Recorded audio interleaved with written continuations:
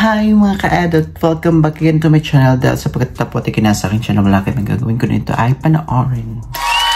So, ayan. Galing pa lang ako sa school and then nung pagdating ko is nakarating na din yung aking order. This is it, 30s. So, na-order ko to siya sa Temu. Kumbaga, it's just like a Shopee or Lazada in Philippines. And since I don't have my recording apparatuses, recording at things and yung mga mics, yung things like that. So, trinay kong I tried to order it on Temu and I just wanted to share. Ano din siya? Nag-unboxing sa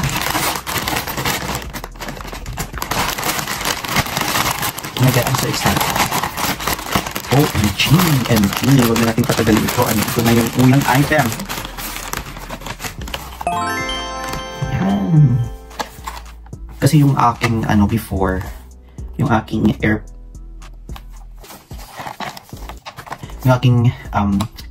earphones is nasira na siya. Kaya nag-order ako ng bago. Actually guys, mura lang to. Second item natin. Ito pala dapat yung unang item ko. Ito yung item ko. Ito siyang connector. Yan. Sa headphone jack. At ito talaga ang ating pinaka-antay. Char. Charan! I've got my mic. Ito na siya. Oh. Ayun, naka-box siya. Oh. Tingnan natin. Hirap naman itong tanggalin. So hard to oh my god, what was that? Wait, baka may ano to. Pinupush pala to. Push. Push.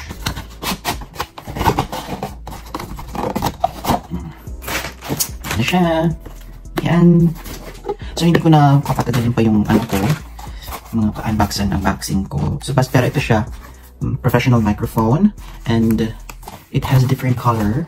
Ito, white, black, silver, and red. And titingnan natin kung ano yung napili kong kulay. Nakalimutan ko na kasi. OMG! Napaka-premium naman ang kulay nito. I mean, yung lagayan. Tingnan naman. Tcharan! Tcharan! So, may wire na siya. At may jack adapter. At syempre, nawawala ang mic. So, ito yung kulay ng mic. Oh, ang ganda ng kulay, B.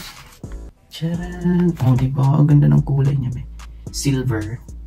At saka may lining siya na rose gold here. Ang ganda niya. Super. Premium na premium yung niya. Tingnan natin yung loob. Kasi mostly, pag nag-aanat lang ako, tinitingnan ko yung loob niya. OMG! Ang ganda! So, alam na tayong gamit. So, next thing that I will do sa next na mga videos ko is makita nyo na akong gumagamit nitong mic. So, yun lang guys. Thank you for watching. Bye-bye.